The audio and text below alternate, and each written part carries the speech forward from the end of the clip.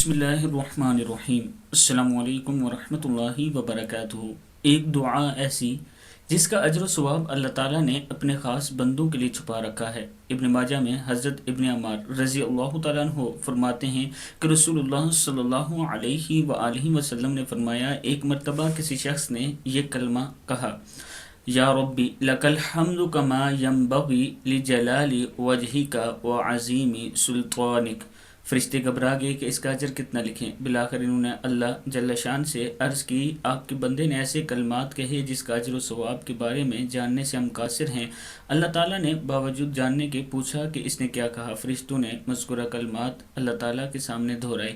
अल्लाह रब्बुल इज़्ज़त ने फरमाया, तुम इसे यूं ही लिख लो, मैं खुद अपनी मुलाकात के वक्त इसका अजर व सवाब अता करूँगा। किताब का हवाला ये नीचे मौजूद है, आप देख सकते हैं।